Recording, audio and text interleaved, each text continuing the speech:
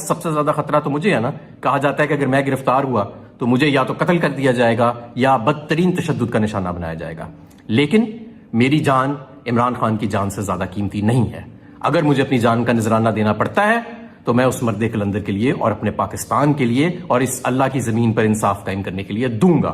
بسم اللہ الرحمن الرحیم. السلام علیکم. میں ہوں آپ کا میزبان عاقل حسین باقری. ناظرین، آج پاکستان تحریک انصاف نے حکومت کو ایک بہت بڑی دھمکی بھی دی ہے، ایک بہت بڑا ڈیمانڈ بھی کیا ہے، اور اڈیالہ جیل میں پاکستان تحریک انصاف کے بانی چیئرمین عمران خان کی صحت کو لے کر ایک بہت بڑی تشویش کا اظہار بھی کیا ہے. تو آج کے پروگرام میں اس کی تفصیلات آپ کے سامنے رکھیں گے.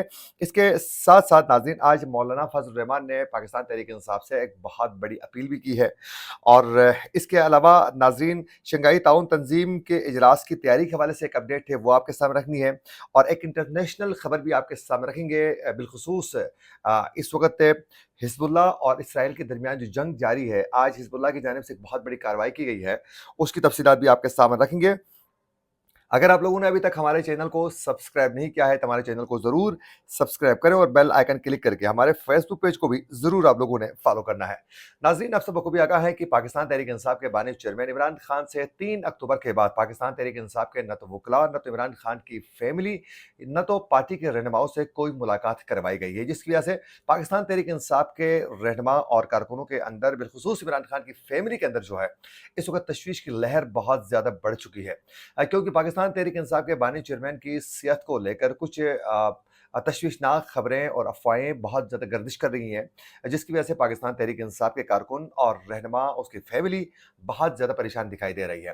اور کچھ خبریں یہ بھی سامنے آ گئی، بالخصوص عمر ایوب کی جانب سے باقاعدہ ٹویٹ کر کے بھی بتایا گیا تھا، اور کچھ اور صحافیوں کی جانب سے بھی خبریں سامنے آ گئی کہ عمران خان کی صحت کو لے کر اڈیالہ جیل میں ان کی کچھ پرابلمس کو ان کو سامنا ہے، اور پھر سختیاں بھی بڑھائی گئی ہیں. اڈیالہ جیل میں ان کے جو بارک ہے اس کا باقاعدہ لائٹ کو آف کیا جا رہا ہے، اور دیگر کچھ پرابلمس کو لے کر بتایا گیا کہ عمران خان کی صحت کو اس وقت کئی خطرات لاحق ہیں.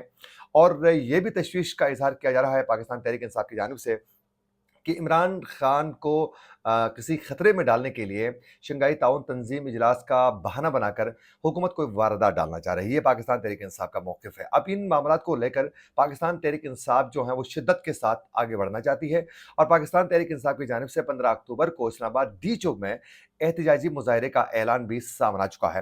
اب 15 اکتوبر کو ڈی چوک میں احتجاجی مظاہرے کو لے کر پاکستان تحریک انصاف کی مرکزی جو لیڈرشپ ہے وہ بھی 2 حصوں میں ڈیوائیڈ ہو چکی ہے. اب پاکستان تحریک انصاف نے حکومت سے باقاعدہ یہ مطالبہ کیا ہے. نمبر 1 تو یہ کہا ہے کہ عمران خان کی جان کو خطرہ ہے، ان کی صحت ٹھیک نہیں ہے، ان کو صحت میں کئی خطرات لاحق ہیں، فوری طور پر جو ہیں جو ان کے ڈاکٹر ہیں ان کی ملاقات کروائی جائے.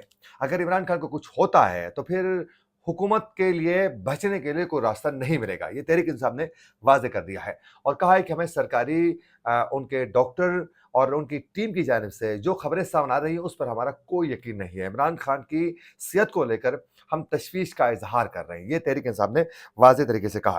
اور پھر پاکستان تحریک انصاف کی جانب سے کہا گیا ہے، یہ موقف سامنے آیا ہے باقاعدہ ان کے سیکرٹری اطلاعات کی جانب سے بھی، اور پھر اب سے کچھ دیر پہلے ان کے جو صدر ہیں پنجاب کے حماد اظہر کی جانب سے بھی یہ کہا گیا ہے کہ اگر فوری طور پر عمران خان سے ملاقات نہیں کروائی گئی تو 15 اکتوبر کو تمام رہنما جو ہیں وہ ڈی چوک پہنچ جائیں.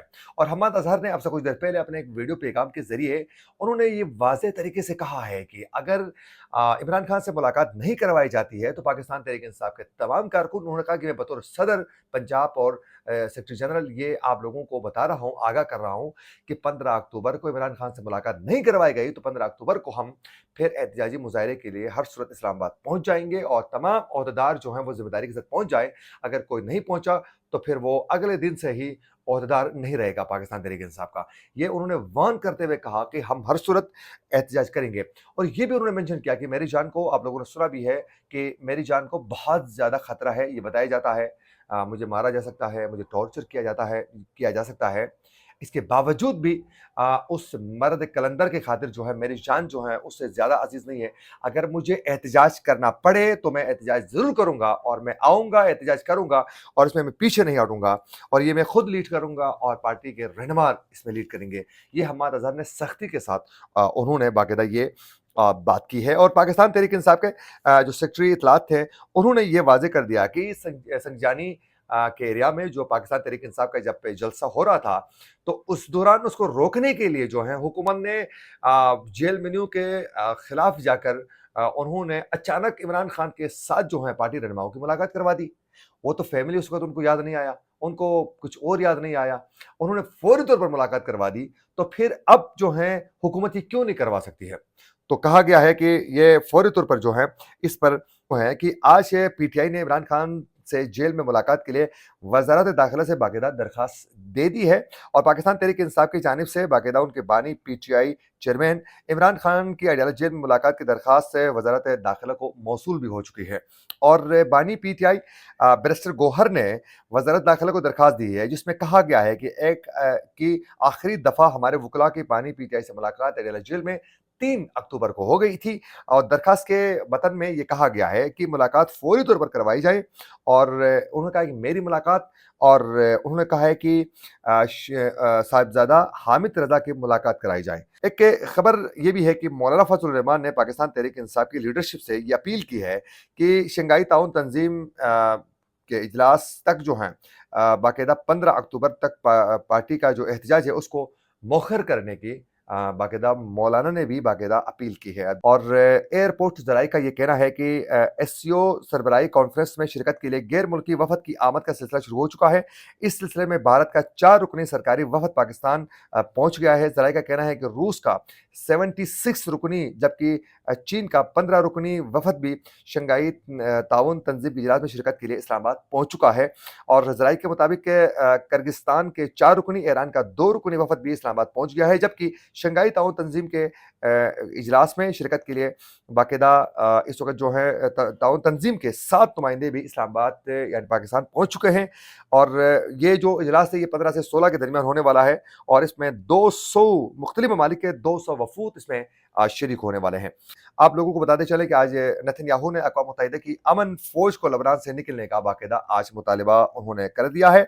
और ईरान से जंग के खतरात बढ़ते ही अमेरिका का इसराइल को एटमी बाकायदा मिसाइल सिस्टम देने पर आज बाकायदा गौर कर रहा है अमेरिका। आज हिजबुल्लाह के मुजाहिदीन ने की है ये 7 अक्टूबर 2023 के बाद से इसराइली फौज का सबसे बड़ा नुकसान हिजबुल्लाह के इस हमले में हुआ है। आज परखचे उड़ाए हैं। हुआ कुछ यूँ है कि इसराइली जो शुमाली इसराइल में हिजबुल्लाह के ड्रोन हमला हुआ है इसमें 4 इसराइली फौजी हलाक हुए हैं। और इसराइली मीडिया ने खुद ये कहा है कि शुमाली इसराइल में ये हमला हो चुका है और धमाके की आवाज़ सुनाई गई, जिसके बाद मुतासरा इलाके पर जो है एम्बुलेंस इस वक्त रवाना हो चुकी हैं।